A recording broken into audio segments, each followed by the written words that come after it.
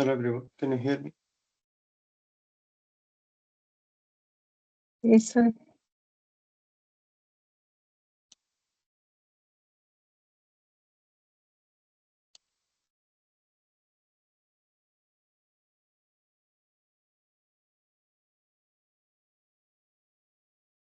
Alright.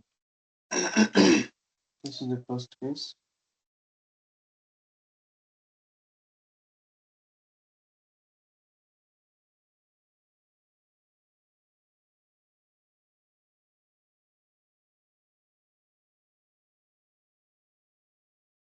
So this is a 30-year-old female who presented to emergency department with bruising on the body, especially on the arm, chest, and thigh areas. The full blood count shows hemoglobin of 120, white cell count of 21, and platelet count of 98. This is the power 10 picture.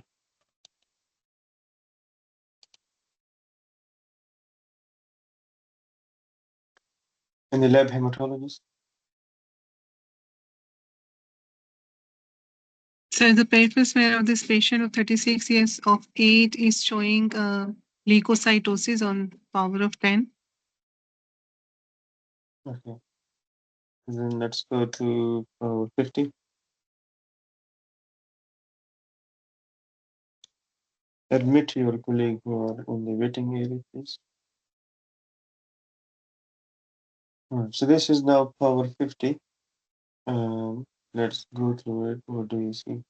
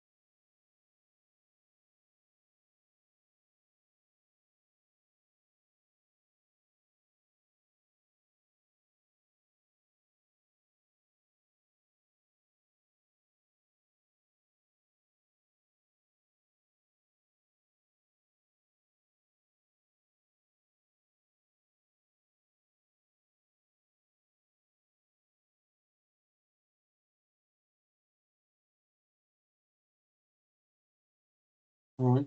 So what do you think is going on here? So the prominent population is of abnormal mononuclear cells, which are large in size and they have heterogeneous morphology. Few of them have a large oval to round nucleus with abundant cytoplasm, and few of them have indentation. Few of them have foldings. Few are myelocytes with abundant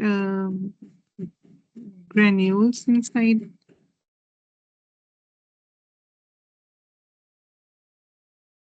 Mm-hmm. What are your suspicion? So for me, this is a case of acute myeloid leukemia, and it has actually I'm confused between promyelocytes and it may be I made it power 100 for you. these cells have the large in size with indented nuclei, Mm-hmm. abundant cytoplasm with granules. So these for me are abnormal promyelocytes. Promyelocytes. Okay. So then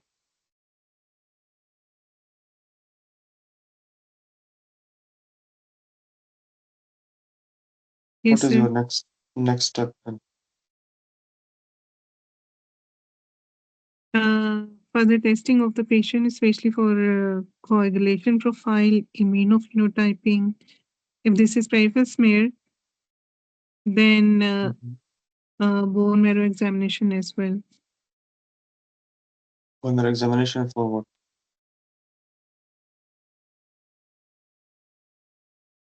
So for the involvement of bone marrow, So you will do bone marrow, and bone marrow will be reported in few days, and the patient will die. uh, no, sir. Initially, the coagulation profile and immunophenotyping on the peripheral smear, on Hmm. peripheral blood sample. Hmm. What do you want to look in the population profile and in the immunophenotype of this patient? I want to associate the coagulation profile in prolonged PT and EPTT and the level of the D dimers to associate with the findings of the morphology of this peripheral smear, which I am suspecting as acute promyelocytic leukemia, because this is an emergency in case if it is promyelocytic leukemia. If this is an emergency, you would do bone marrow first. Oh, fish for PML Rara fusion. This is 12 o'clock here, and HMDS or HORS is closed. If you ask about management, Dr. Amir, I can go for Atra. I'm not asking about management. I'm asking about next step. This patient, you are suspecting this is APML. I would not wait for fish because it may be a Christmas holiday and uh, HORS or HMDS is closed for a few days. And uh, if you say bone marrow biopsy will be reported in 7 days. If you are thinking this is APML, so then you have to start X-ray in this patient. These are all bilobed and kidney bean shaped cells in this patient, and he is bruising as well. Platelet count is very low. How will you report this blood film for the exam purpose?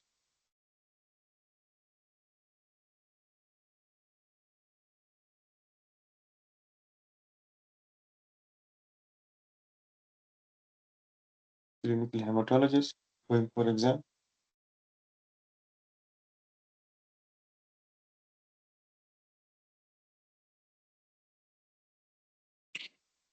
So the peripheral smear of this patient is showing an increased number of abnormal white blood cells that are large in size with the round to oval in shape nuclei having indentation or bilobed or kitty-shaped nucleus, abundant cytoplasm, many of them having abundant granules inside, and there is thrombocytopenia. So have you seen OROD in any of them? I'm trying to figure out one, but up till now I have not seen any.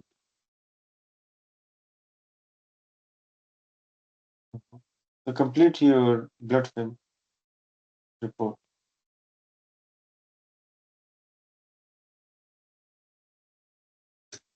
You have described the cells. What is your impression and what is your suggestion?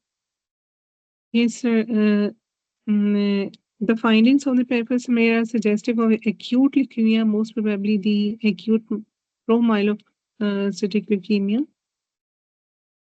And I will further advise for the coagulation profile that will include prothrombin time, activated partial thromboplastin time, and D dimers, and immunophenotyping for further confirmation of the findings. And meanwhile, I will inform the clinical hematologist and the treating physician about this patient finding to start the therapy for acute promyelocytic leukemia. Okay, this patient needs urgent um, bone marrow biopsy, PML or stain, PML radar stain, if your HMDS is open, will give you a result in 1 hour, and FISH will give you a result in 6 hours. PCR will give you a result in 48 hours.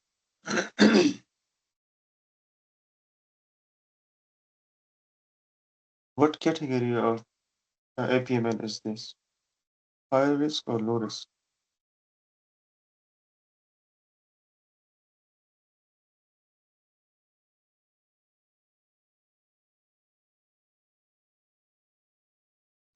What was the count? WBC and the platelet count?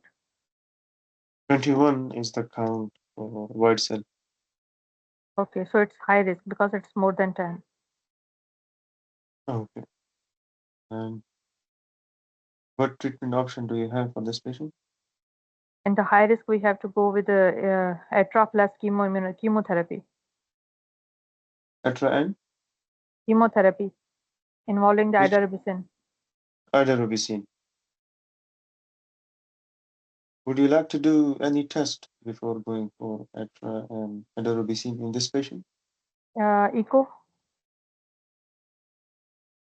Anything cardiac else? function, Anything else? like PML has already been done, cytogenetics, and Okay. So I mentioned to you and to part 1 people as well, whenever you see a young female in the scenario or in the exam, always do a pregnancy test. You would start ATRA and idarubicin for this patient, and later on, the examiner will say this patient is 20 weeks pregnant, and then sote उड़ जाएंगे, right? So always do pregnancy test. It is a very important test. It may harm you as well in the exam if you do not mention it in a young female, because it changes your management.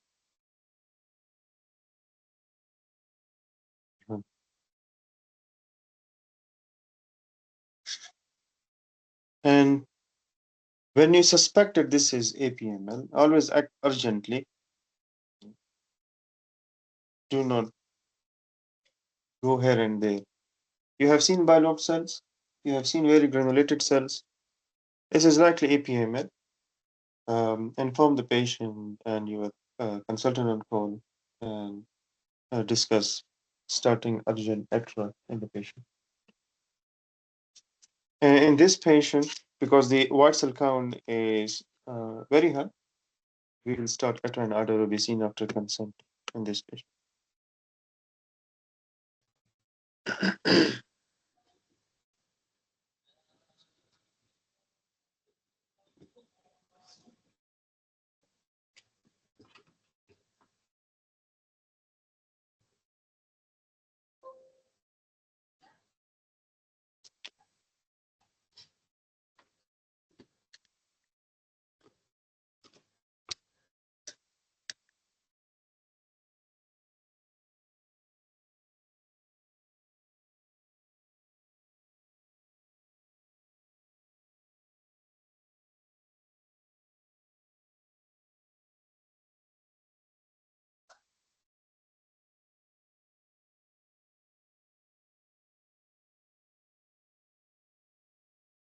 This is a 50-year-old man presented to emergency department with progressive um, weakness and fatigue.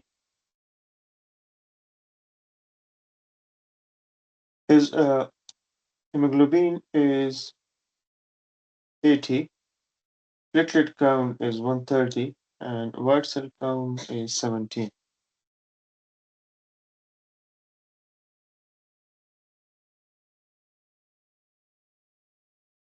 This is power 10.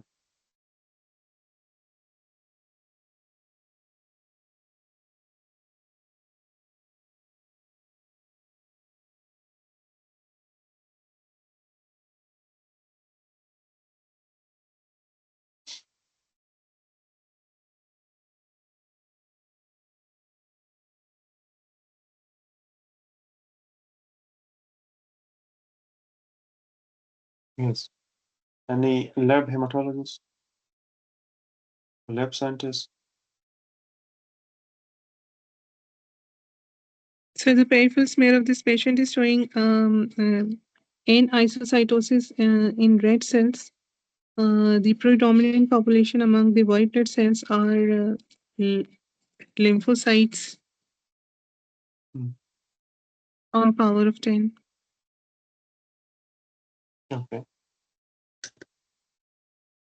Let's go to power 5.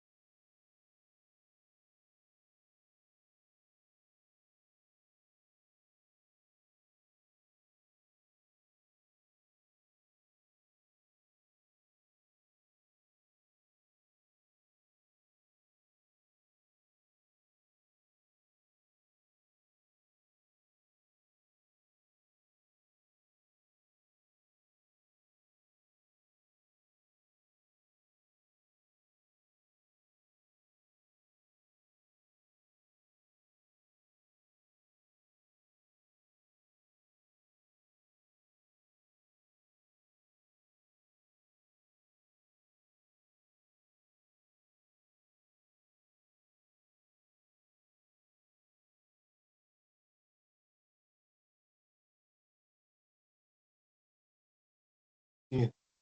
Any comments then? Yeah, it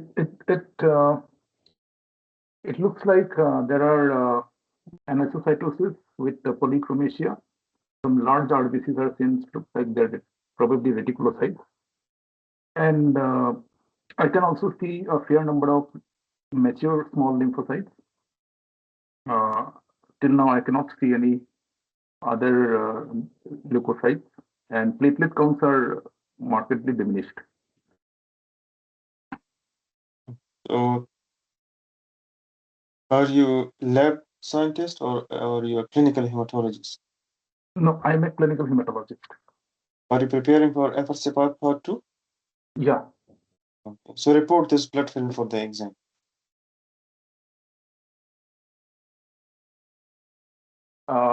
RBC mark anisocytosis with polychromasia and spherocyte C. WBC relative lymphocytosis, small, mature, and platelet counts are markedly reduced. So what about the RBC fragmentation Yes, and there are some RBCs? together RBCs as well. Yeah. You have commented on the blood cells. What is your impression and what is your suggestion? Then your blood film report will complete. Yeah. So the impression is a possibility of chronic lymphoproliferative disorder with autoimmune hemolytic anemia. And what will you suggest? I will suggest to do a flow cytometry for chronic lymphoproliferative disorder panel. And DCT, reticulocyte count, and hemolysis markers. hemolytic screen. If you mention that there is hemolytic anemia secondary to LPT, so you will do flow cytometry and hemolytic screen for this patient as well to rule out whether this is autoimmune or non-immune hemolytic anemia. Yes, the blood film reporting was correct. What treatment would you give to this patient?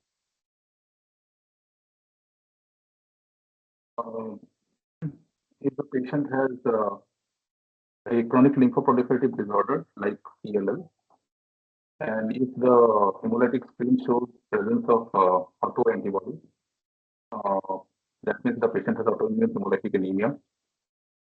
we will have to get other relevant information regarding the bulky disease or presence of these symptoms or presence of massive splenomegaly, any compromise to the lymph organs, to see if the patient needs any chemotherapy. If those factors are absent, then I will start treat the patients with glucocorticoids. Rather start with methylprednisolone at 1 milligram per kg per day. Okay, so you are starting this patient on steroid because the patient has autoimmune hemolytic anemia. Plus, anything else you would add along with the steroid? At this point of time, I will not start the patient on any treatment if other factors are absent. If the patient doesn't warrant chemotherapy. There is no lymphadenopathy, there is no splenomegaly. These symptoms, complex symptoms. Only he has hemolytic anemia. And he has few cells from the blood cell. Yeah, I will only start glucocorticoids. And I will monitor the response to glucocorticoids. If the patient doesn't respond to glucocorticoid, then probably I add rituximab.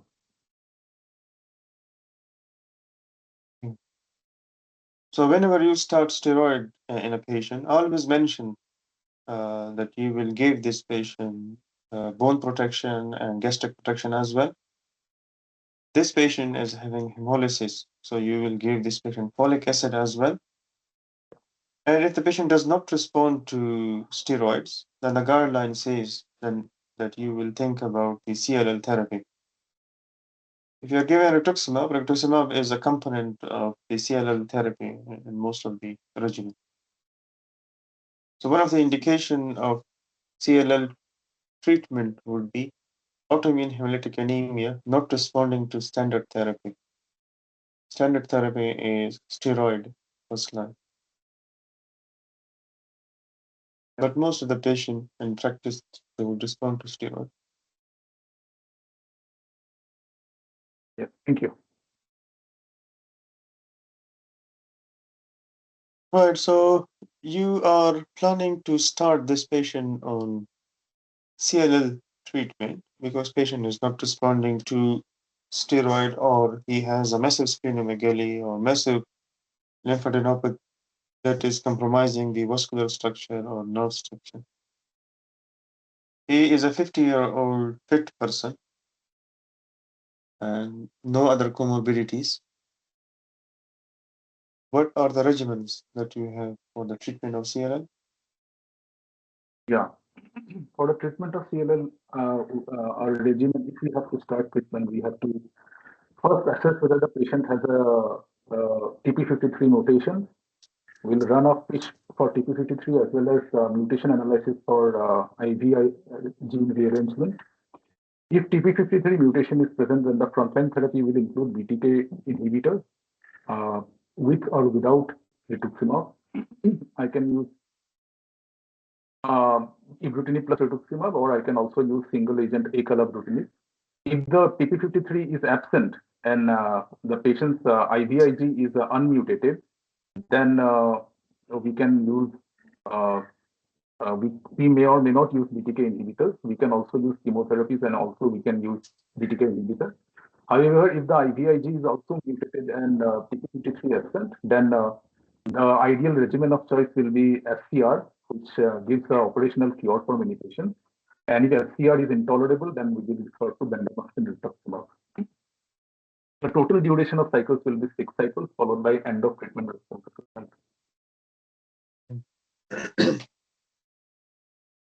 So, as per the new guidelines and new advancement in CLL in UK, the treatment for TP53 and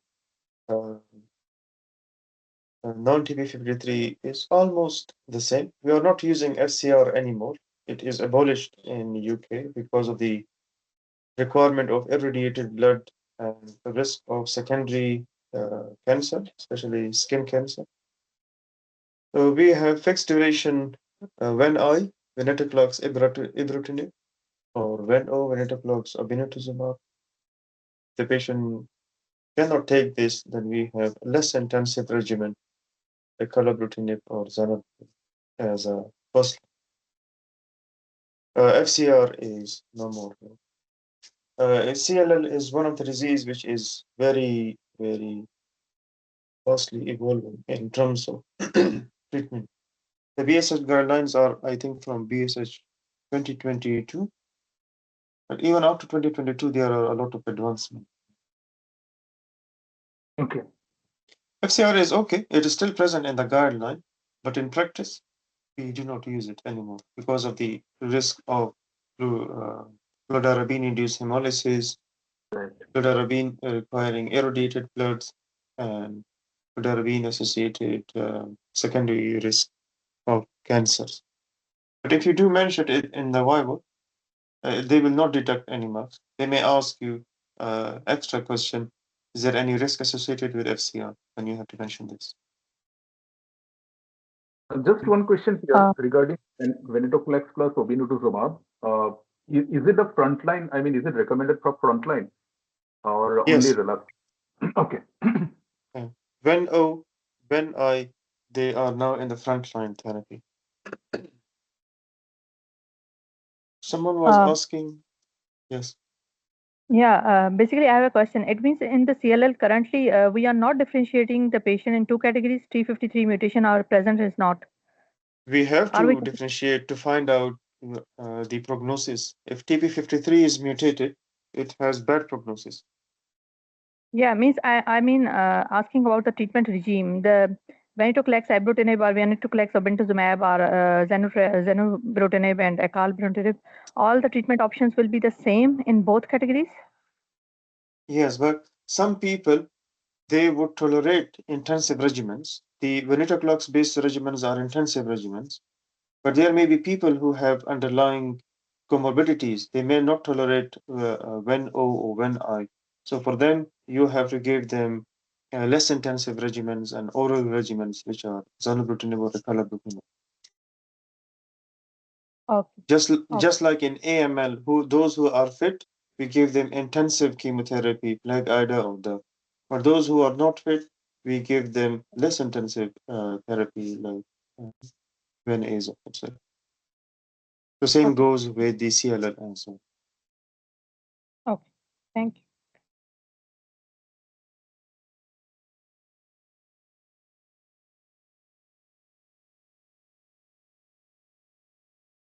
So this is a 60-year-old patient with the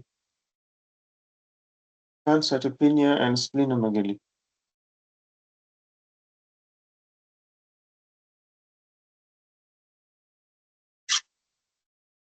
Clear it.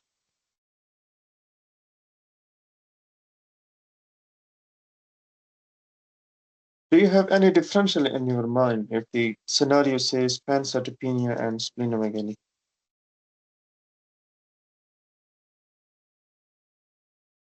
Yes, it may be cell leukemia. Okay, one is It may hair be cell. like- hairy cell leukemia, myelofibrosis, infiltration of the marrow by secondaries.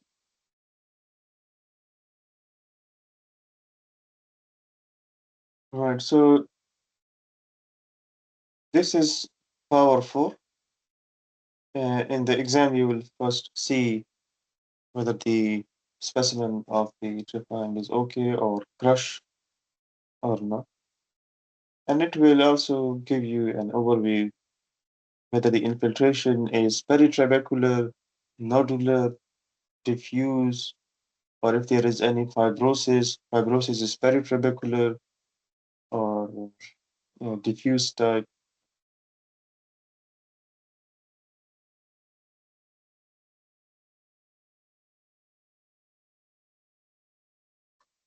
So you are seeing this.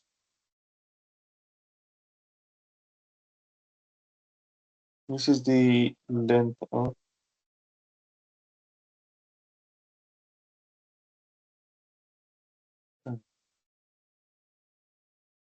trephine. This trabecular piece is very thick.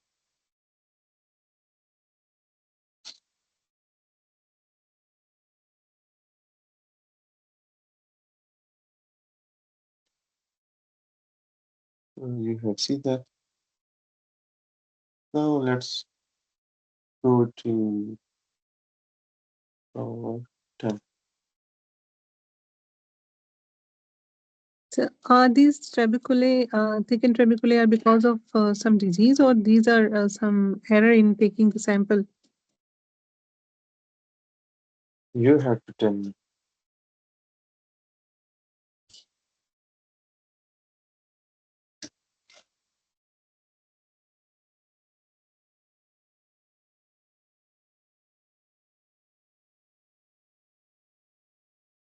Is the picture clear or not? Yes, so it's clear.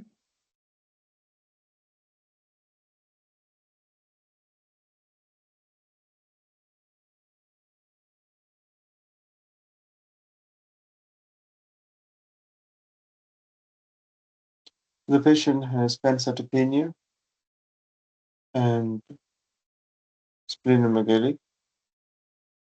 Because the pancytopenia was persistent, the team decided to do a bone marrow biopsy for this patient. And this is the marrow or the trephine of the patient.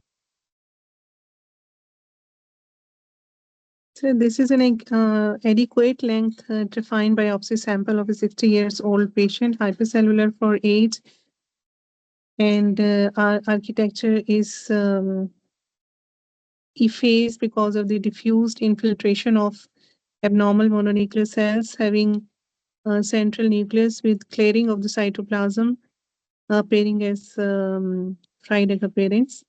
Thickened trabeculae, I can't associate this with my impression of disease.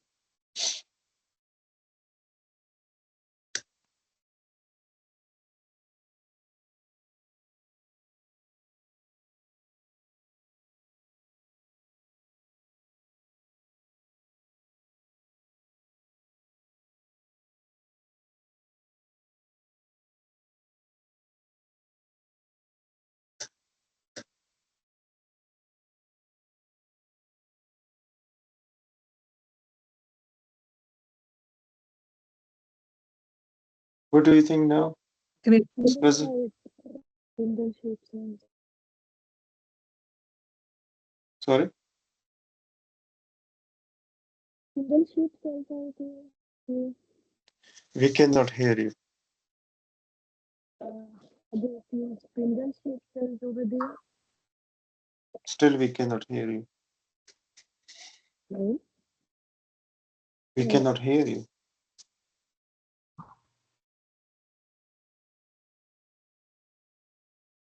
Hello? Hairy cells. There's a lot of noise. Hairy cells. Here is so which one is hairy cell? So What features is telling you that this is a hairy cell leukemia? paranuclear halos everywhere around the cells.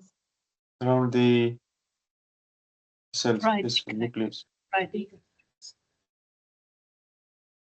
So this is a cell, and this whole area is white. This one, this area is white. This area is all cleared. This is the feature of hairy cells in the trephine, and they are called which appearance? Friday appearance. They are fried egg appearance. Appearance. So this is a typical trephine. You will get either hairy cell or follicular lymphoma, which is quite common in the exam. This is the appearance of hairy cell leukemia. Go to your HMDSs and lab and ask them that we need trephine of hairy cell, and they will give you the trephine. Once you see them by yourself, you will never forget. But you should see things by your own eyes, not online, not on the websites. You see them by yourself. Um, no.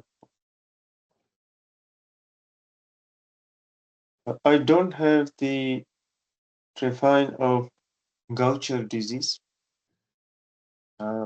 Gaucher disease, people usually mix the Gaucher disease with the uh, hairy cell leukemia. Gaucher disease is an inherited disease. It happens in children population. They have also pancytopenia and splenomegaly as well. And they have bony deformities, Erlen neoplastic primary. While hairy cell leukemia will happen in elderly population, you will not see hairy cell leukemia in 10-year-old child. But if the scenario says the 10-year-old child with pancytopenia and splenomegaly and bony deformity, then your mind should think about Gaucher disease. Ask in your lab if they have a sample for uh, Gaucher disease or not. The appearance is almost similar, but this trephine has hairy cell everywhere.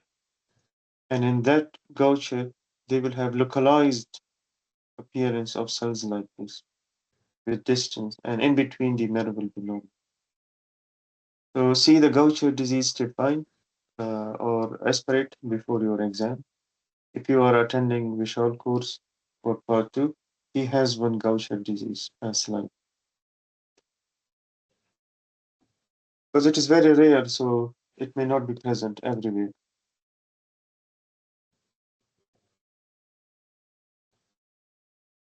Okay. What is So the what's the so why the trabeculae are thickened in this case?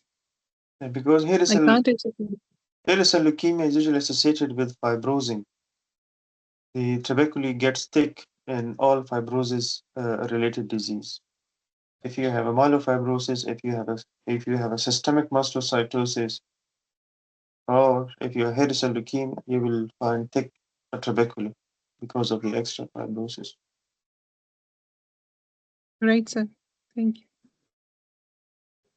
What is the typical hairy cell leukemia flow cytometry?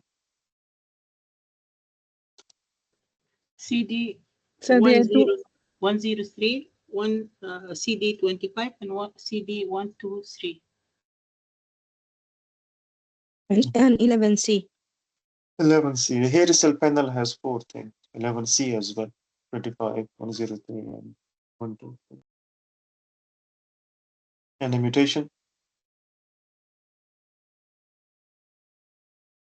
BRAF, BRAF 600 Mutation.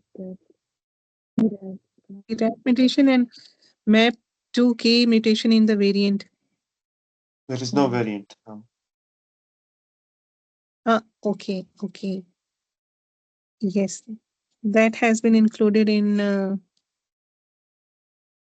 Splenic can't remember. cell, splenic cell leukemia lymphoma with prominent leukemia.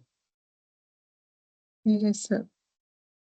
Do you know where else BRAF mutation is present?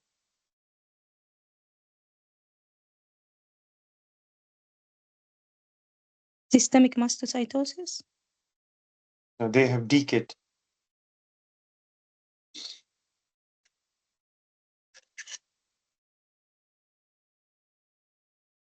Anyone living near Chester or in Chester?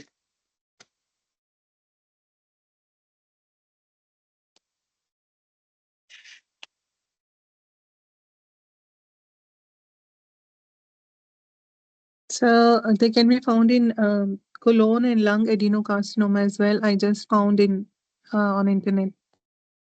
I think No, I asked Adram Kester. the early Chester disease BRAF mutation as well. That's why I asked anyone living in Chester or near Chester. Chester is a city. There is a big zoo, and we go there with other people.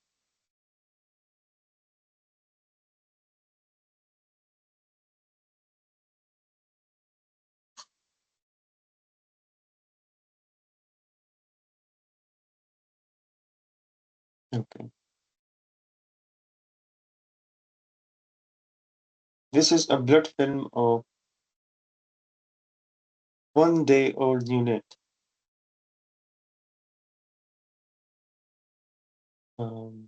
What are the features in this blood film? This is power 10.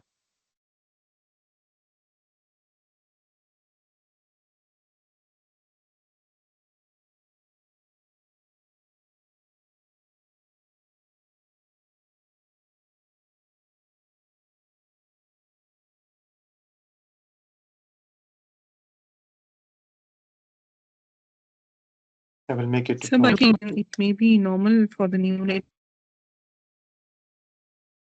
So the question is, what are the features in this blood film?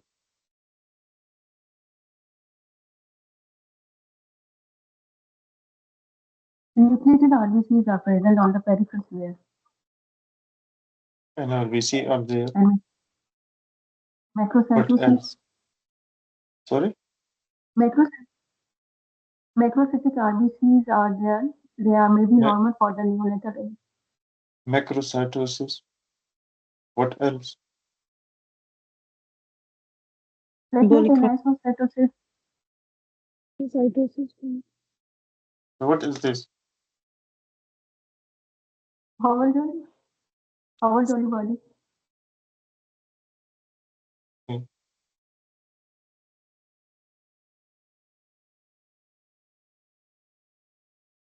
This one? Spherocytes. Yes,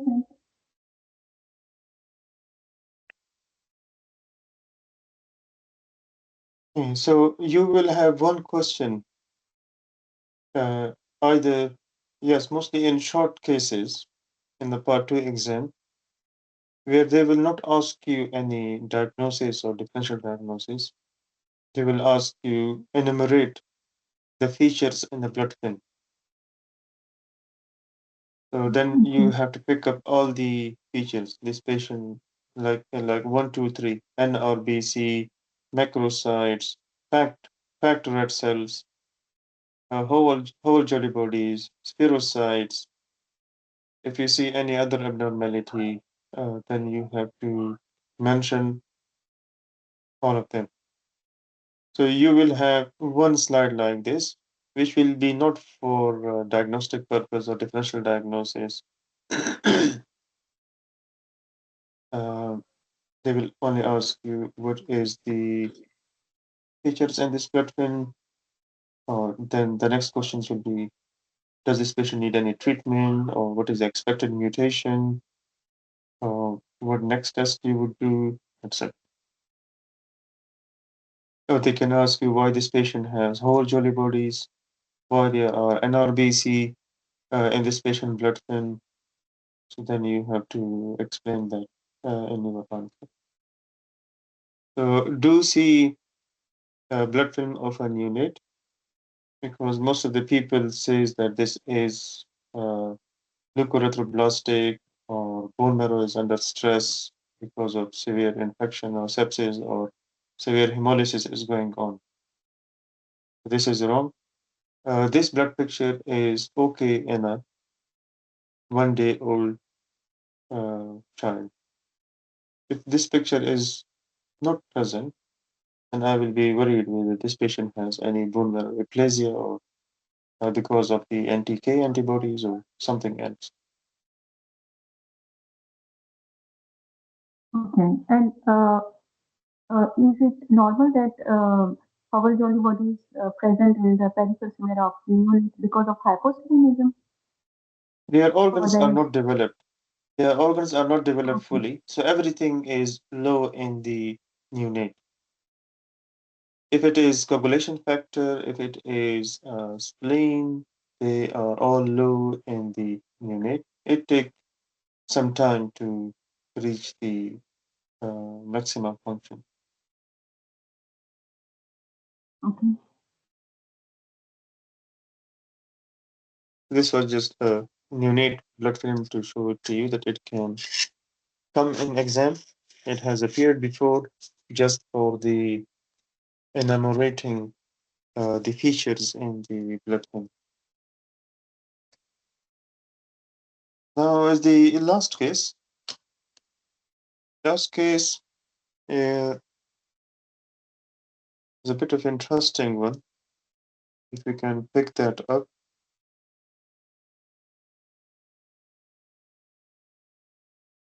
It is increasingly common in the practice and may appear in the exam as well.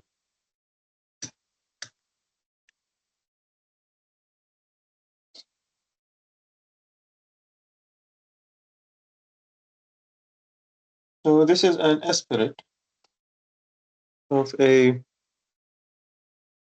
35-year-old lady who has macrocytic anemia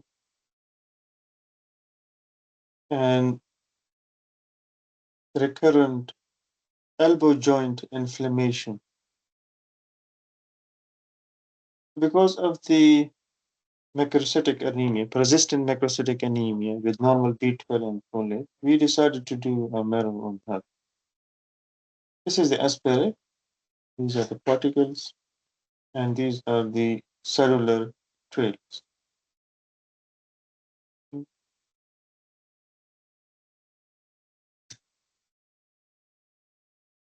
So first of all, what are the different causes of macrocytic anemia when B12 and folate are normal in a patient?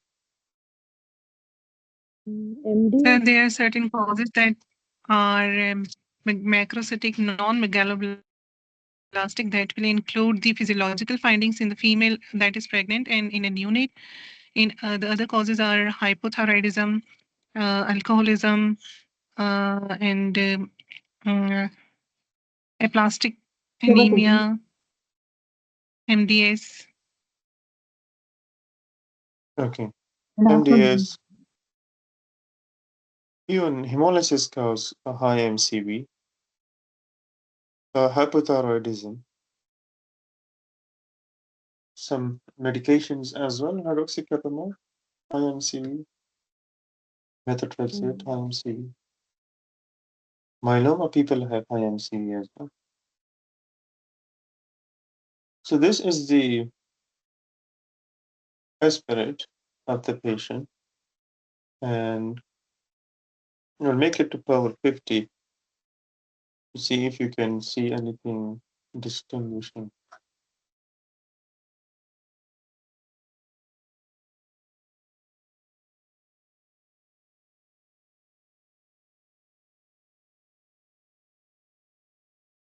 So there are giant myelocytes. I can appreciate on the map, Mm-hmm. and it is a myelopulses is active. And Sorry, can you say again? I could not hear you. myelopulses is active, and there is a giant myelocytes are present with all stages of maturation. All cells of maturation you mentioned, and giant metamyelocyte? No, I am saying that myelopulses is active with all stages of maturation, and there is also giant myelocytes and metamyelocytes can be appreciated. But What in cells are these? erythropoiesis,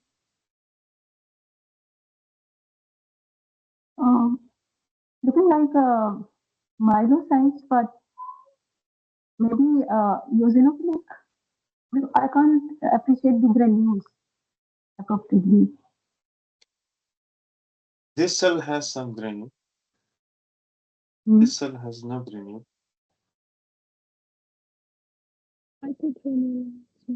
It looks like myeloma. Well,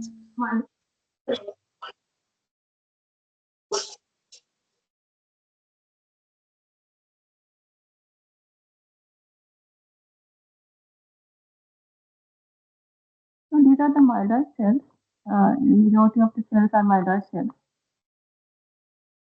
I cannot hear you And clearly. okay, I am using. There's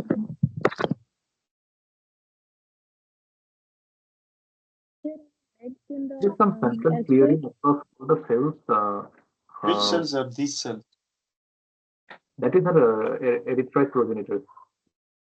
Okay, this is erythroid progenitor. Which is this one? That is a plasma cell. It has a lot of granules.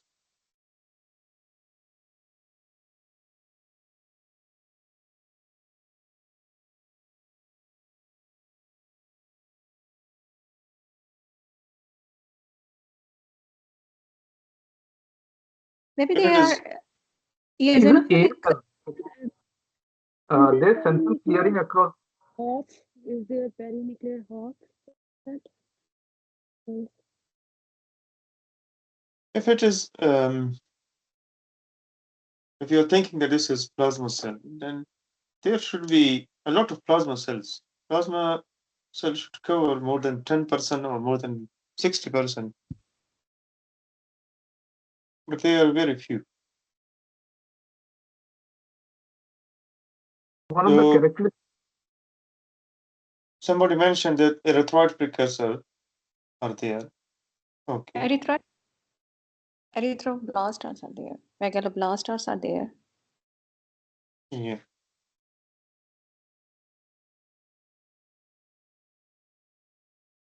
See, somewhere else. This one.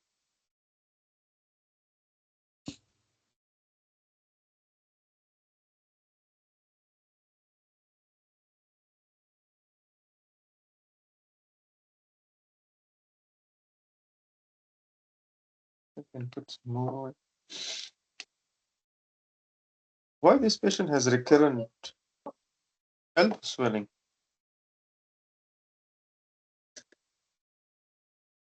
Which swelling? Hmm? What kind of swelling you are saying? This patient has recurrent elbow swelling. Elbow swelling. This is power 100 to show you the texture of these cells.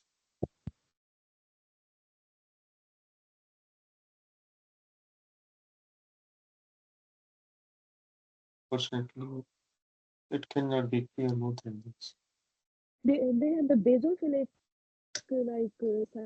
marginal cytoplasm with a high NC ratio, like looks like erythroid more likely.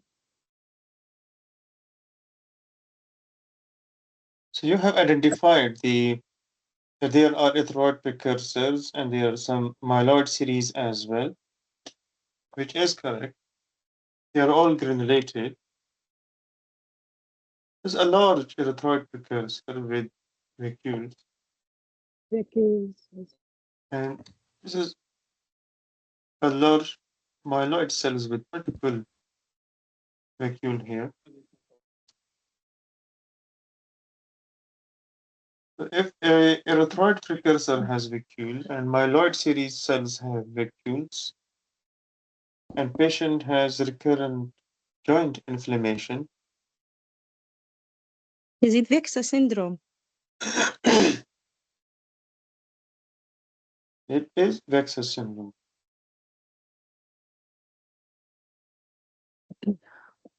And what mutation should I expect in VEXAS syndrome? UBA2, one mutation. UBA2 mutation. This patient has UBA1 mutation. And the aspirate feature is that you will see myeloid precursors and erythroid precursors with vacuolation. And the patient will have recurrent inflammation in any joint. It has not yet appeared in the exam, but it's a hot topic these days. So be ready for that. They can ask you in Viva as a part of MDS, or they can give you an aspirate like that with vacuoles in the erythroid precursor and in the myeloid precursor, and the history is giving you some hint as well. Elbow joint inflammation or knee joint inflammation, because the feature of VEXAS syndrome, VEXAS pentad, is autoinflammation. Mostly it is the joint inflammation. What's the reason for the raised MCV for that patient? You said that these patients come with the raised MCV because of the Bone marrow failure secondary to MDS. It is a type of MDS. That's why it's a the secondary MCV. to MDS. Okay, Yeah, that's why the MDS. That's why the MCV is. used for the They can give you as a short case. It depends on the number of candidates. If the number of candidates are less, so they can give you aspirates and trephine in the short cases as well. If the number of candidates are more, then usually they cannot bring more aspirate and trephine. Because from a single patient, they cannot make 150 slide or 130 aspirate, because then the quality will go down. If you see the Nickwas blood test for the parasites, they will have a lot of worms and a ring form. But when you appear in the exam, they will have only one worm in the slide or one ring form in the slide for malaria parasite, and you have to search for it. Because it's very difficult to distribute equally all the worms. Is it difficult to find out the filariasis in the slide? Like it's not that much treatment in the slide. Filariasis, is it difficult to find out? Because most of the time we could find the loa and the other one, but it's really hard for me to pick the filariasis. Which one? Filariasis? Yeah. Yeah. So first thing is that you need to find out a worm. Second thing is that you need to find out whether it is sheath or unsheath. If you have find out this is a worm and it is sheath or unsheath, you have reached a diagnosis and that's it. If you name it, whether this is Bruga Manai or this is lower, or if this is the which is the third one, Buccaria bankrupted, but that is okay as well. They will give you 10 out of 10. But if you mention that this is a worm and sheath worm or unsheath worm, and this is correct, you will get 9 out of 10 marks. Yeah, but in UK, lower is quite common. Every 3 months, you will see a Nickwas blood film of a parasite with either malaria or lower. So do prepare for these worms to come. One parasite will come in the exam. It can be trypanosoma. Yes. Yeah, you please carry on. Yeah. It can be trypanosoma as well. Trypanosoma has appeared previously, and leishmania in the aspirate.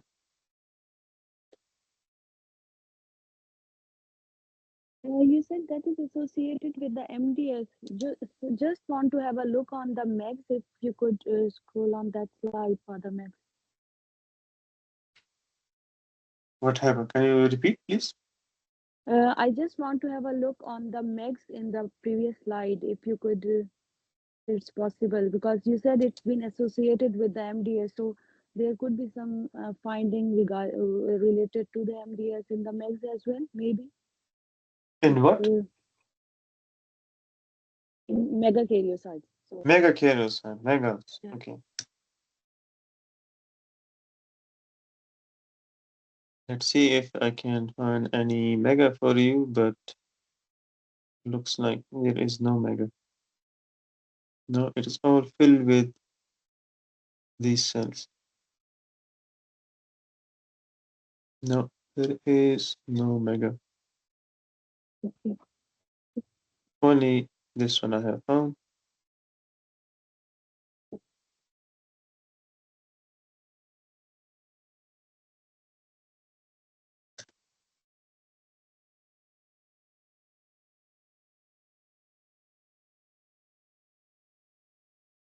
This is the only mega in this whole slide.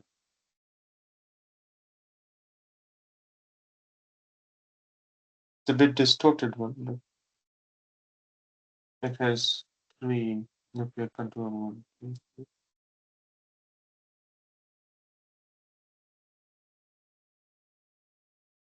Can it be confused with a large B-cell lymphoma if there is no history with that patient? Because there you also find the regulation and not that much basophilic cytoplasm in some cells. In large B-cell lymphoma, you will find vacuolation, but it will be in the lymphoid cell, not in the erythroid cell. But there is the Blair cytoplasm as well in the LBL, it's not in the LBL because we make a DD with the Burkitt and we say that in the Burkitt there is a deeply basophilic cytoplasm.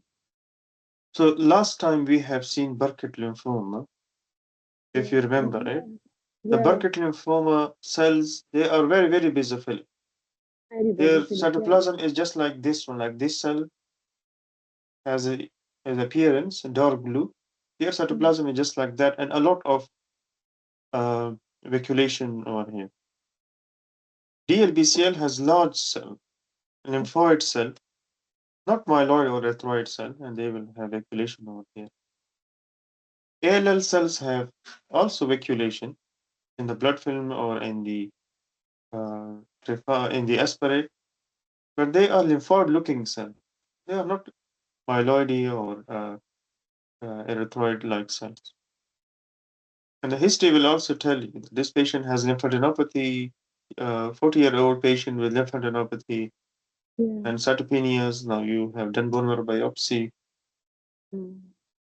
And what is the likely diagnosis? They will not say that this patient has persistent macrocytic anemia or joint inflammation itself. So history is important in the making the diagnosis.